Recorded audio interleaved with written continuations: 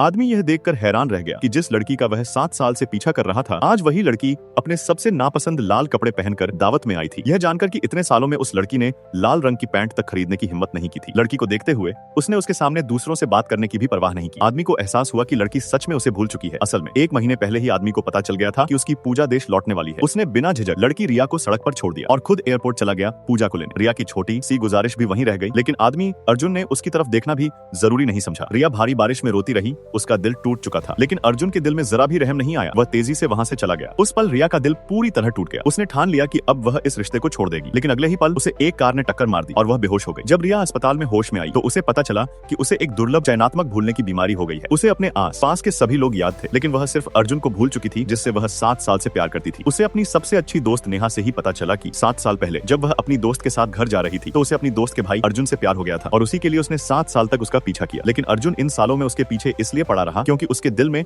हमेशा पूजा ही बसी रही। एक बार जब अर्जुन ने बहुत ज्यादा शराब पी ली थी तो उसने रिया को पूजा समझ लिया और उसी गलती में दोनों साथ आ गए। रिया की खोई हुई याददाश्त वापस लाने के लिए नेहा ने तुरंत अपना फोन निकाला। रिया ने देखा कि फोन में सिर्फ अर्जुन की तस्वीरें भरी पड़ी थी, यहाँ तक कि उसने उनकी हर छोटी बड़ी बातों को भी रिकॉर्ड कर रखा था। उस पल रिया को एहसास हुआ कि वह कितनी ज्यादा झुकी हुई थी इस रिश्ते में, लेकिन चाहे जितना भी याद करने की कोशिश करे, अर्जुन की कोई भी याद उसके दिमाग में नहीं थी। हालांकि उसे कुछ भी याद नहीं था, फिर भी उसका दिल बहुत दर्द कर रहा था। नेहा ने उसे सबसे अच्छे डॉक्टर से इलाज कराने की सलाह दी, शायद उसकी याददाश्त वापस आ जाए। लेकिन इस समय रिया ने अपने दिल में एक अनोखी शांति महसूस की, क्योंकि अब उसे समझ आ गया था कि 7 साल तक बिना किसी नतीजे के पीछा करना कितना मुश्किल था। ये भूलने की बीमारी शायद भगवान का दिया हुआ दूसरा मौका था। इसलिए उसने तय किया कि वह अर्जुन से जुड़ी हर चीज को मिटा देगी और अब वह इस बिना खुशी वाली जिंदगी को छोड़कर आगे बढ़ेगी। तभी उसकी माँ का फोन आया। उन्होंने बताया कि बचपन में उसके लिए एक रिश्ता तय किया गया था। लड़के का परिवार और उसका स्वभाव दोनों बहुत अच्छे हैं। माँ ने पूछा कि क्या वह इस रिश्ते पर विचार करना चाहती है। रिया ने बिना झिझक हामी भर दी। क्या तुम अब अपनी दोस्त के भाई को पसंद नहीं करती? तुम उसके लिए राजधानी में रुकी रही, हुहाई भी नहीं गई, तुमने इतने सालों तक उसका पीछा किया। रिया ने शांत होकर कहा, मैंने सोच लिया है, अब मैं उसे पसंद नहीं करती और कभी नहीं करूंगी। इतना कहते ही अचानक अर्जुन उसके सामने आ गया। रिया ने उसे उलझन भरी नजरों से देखा। उसकी आंखों में पूरी तरह अजनबियत थी, लेकिन अर्जुन को लगा कि रिया ने उसकी बहन से उसकी खबर ली है और जानबूझकर यहाँ आकर उसे परेशान कर रही है। रिया ने जल्दी से समझाया कि उसका एक्सीडेंट हुआ था और वह यहाँ अस्पताल में भर्ती है, लेकिन अर्जुन ने उसकी बात पर बिल्कुल विश्वास नहीं किया। तभी अर्जुन की पूजा भी वहाँ आ गई। उसने जानबूझकर रिया के सामने अर्जुन के साथ नजदीकियां दिखानी शुरू कर दी। तभी नर्स आ गई और रिया को जांच के लिए बुला लिया। इस वजह से उसे वहाँ रुककर उन दोनों का दिखावा देखने की जरूरत नहीं पड़ी। लेकिन अर्जुन यह देखकर हैरान था कि रिया इतनी आसानी से वहाँ से चली गई।